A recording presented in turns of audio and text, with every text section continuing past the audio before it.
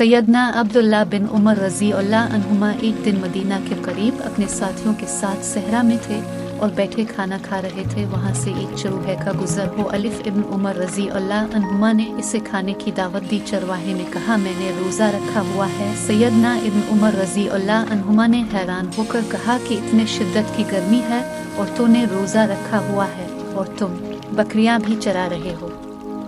फिर सैयदना इब्न उमर रज़ी अल्लाह अन्हुमा ने अलिफासीन की दानदारी और तकू का इम्तिहान लेना चाहा और कहा, क्या तुम इन बकरियों में से एक बकरी हमें बेच सकते हो? हम तुम्हें इसकी कीमत भी देंगे और कुछ गोश्त भी देंगे जिससे तुम अपना रज़्वो भी इफ्तार कर सकते हो। चरवाहा बोला, ये मेरी बकरियां नहीं हैं, ये मेरे मालिक की बकरियां हैं। सैयदना इब्न उमर रज़ी अल्लाह अन्हुमा फरमाने लगे, अपने मालिक से कहना कि एक बकरी को भेड़िया खा गया। चरवाहा गुस्से में अपनी उंगली आसमान की तरफ करके ये कहते हुए चल दिया। फिर अल्लाह कहा।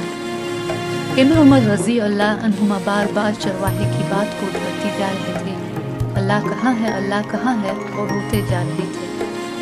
और जब सैयदना अब्दुल्ला बिन उमर रज़ी अल्लाह अन्हुमा मदीना पहुँचे, चरवाहे के मालिक को मिले। अलिफासीन से बकरियां और चरवाहा खरीदा और इसे आज़ाद कर दिया और बकरियां भी इसे दे दी और इसे कहा कि तुम्हारे एक जुमले ने तुझे आज़ाद करवा दिया। अल्लाह कहाँ है?